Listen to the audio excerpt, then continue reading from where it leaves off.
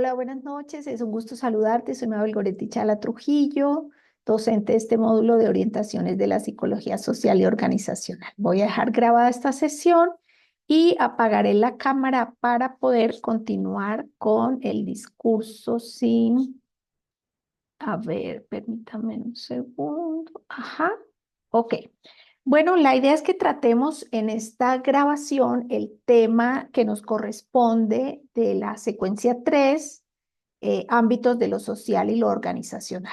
Vamos distinguiendo entonces estas diferencias entre instituciones y organizaciones, grupo y comunidad, más y otros temas relevantes de esta secuencia, como también masas y movimientos sociales.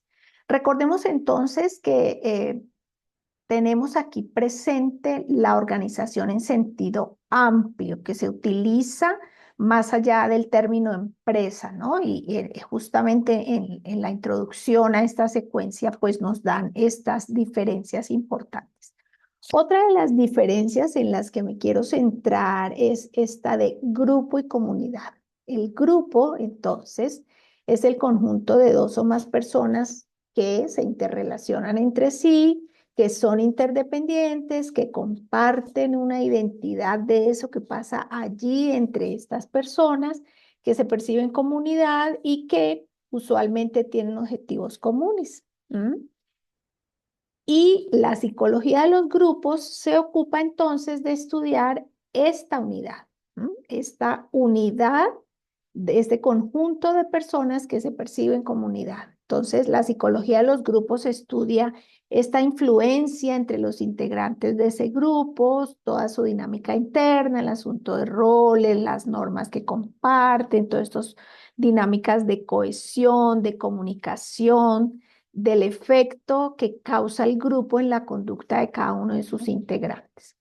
Y la comunidad, entonces, es una categoría más amplia, un grupo social dinámico que siempre está evolucionando, cambiando con distintas interacciones, con distintas cosas que pasan allí al interior de esa comunidad, que históricamente se constituye y se va desarrollando, que comparte intereses, objetivos, cultura, compromisos, que también tiene una interacción continua y que comparte un área geográfica. Ya en estos tiempos debemos decir que también en ocasiones virtual, que es común a estas personas que pertenecen a la comunidad, ¿no? Se gesta entonces allí un sentido de pertenencia y Maritza Montero nos recuerda que esta comunidad tiene una capacidad de acción colectiva para poder gestionar sus propios problemas y para poder mejorarlos y alcanzar soluciones a estos problemas. Entonces, la psicología comunitaria se centra en el desarrollo, el fortalecimiento de esos recursos de esa comunidad para facilitar el cambio social y mejorar las condiciones de vida de esos integrantes de esa comunidad. El foco entonces de lo que estudia la psicología comunitaria está en esas relaciones de poder, en la manera en que se ejerce control sobre los miembros y sobre lo que sucede allí en esa comunidad. Muy bien, aquí hay una tabla que les comparto sobre estas, bueno, características de grupos y comunidades, ¿no? Es una categoría más grande, como lo mencioné, la comunidad, ¿sí? La psicología de los grupos, entonces estudia esa dinámica al interior de esos grupos. La psicología comunitaria se centra en ese sistema social, en todo lo que pasa allí en términos de los aspectos culturales, de las relaciones de poder, del manejo de los recursos, de la gestión de sus propias posibilidades y potencialidades para resolver los problemas.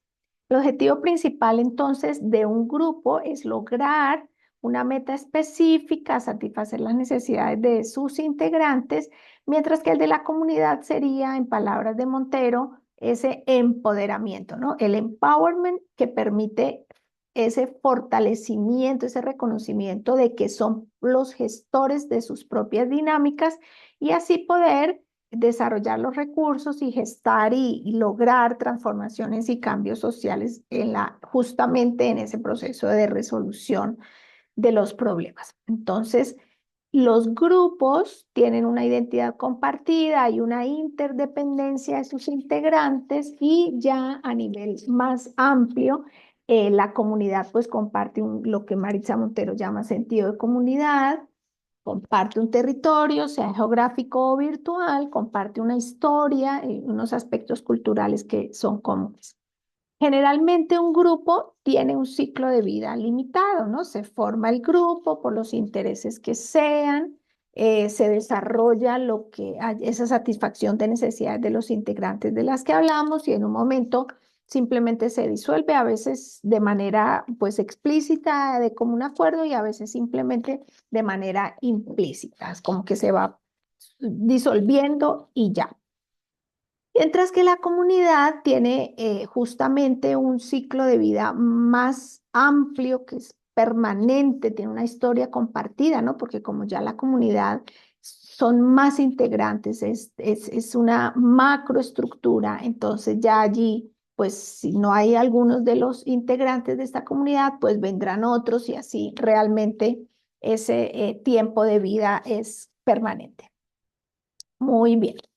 Seguimos entonces, ahora otro de los temas importantes de esta secuencia es el tema de las masas. Las masas, bueno, pues la masa es una multitud de individuos que tienen un líder, ¿no? Una persona que es reconocida y que desde esta perspectiva de Freud, nos dicen estos autores, Dazuki y colaboradores, que pues ponen a ese líder en el lugar de lo que Freud denomina el ideal del yo, ¿no?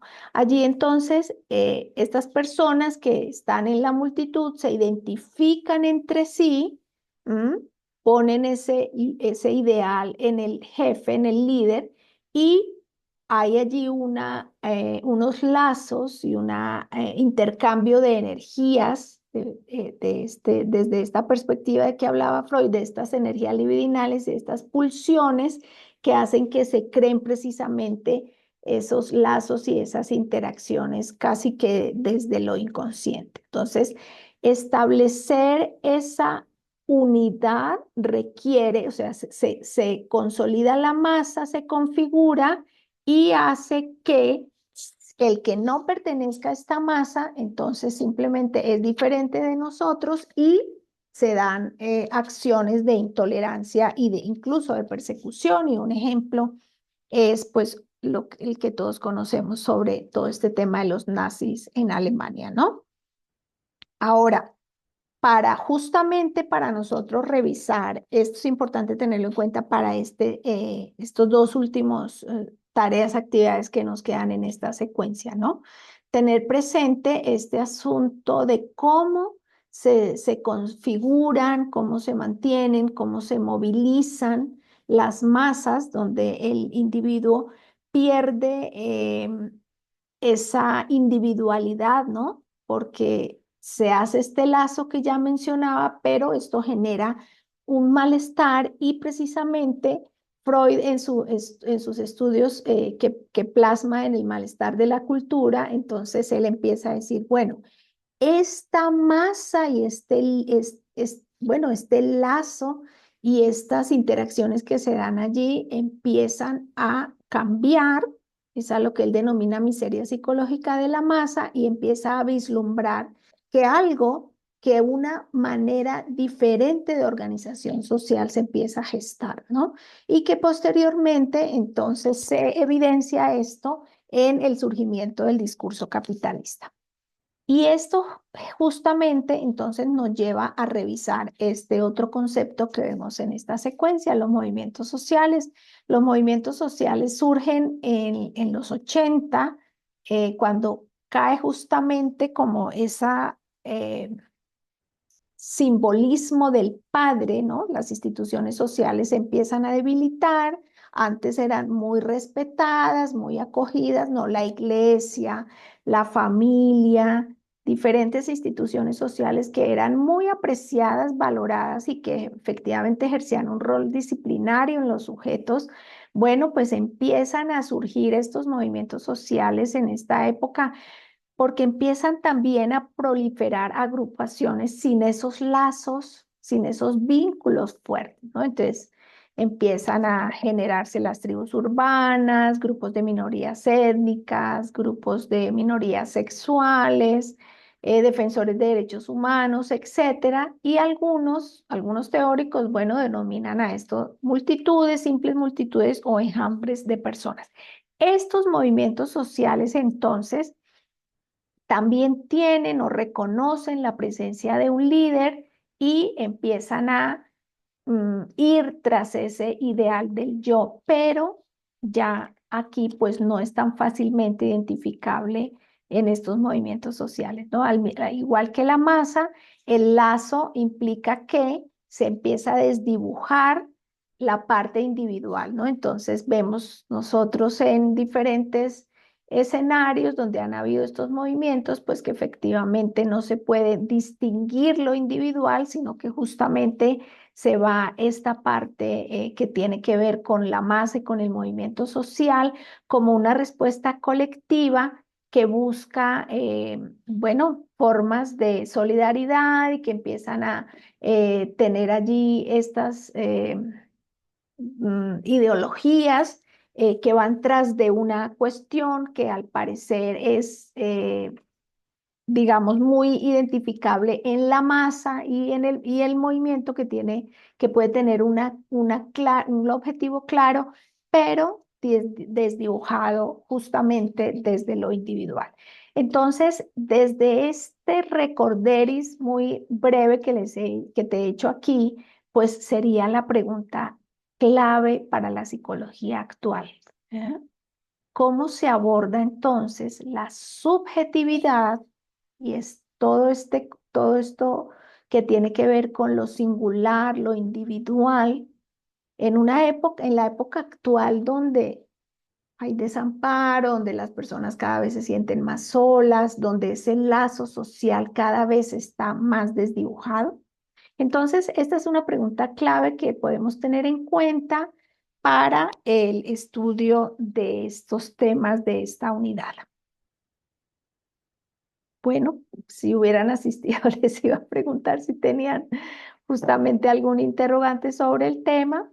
Lo dejo grabado, esas son las referencias que utilicé y estas son los créditos a las plantillas que utilicé. Cualquier duda, cualquier inquietud, pues estoy con mucho gusto por la mensajería del aula. Hasta pronto.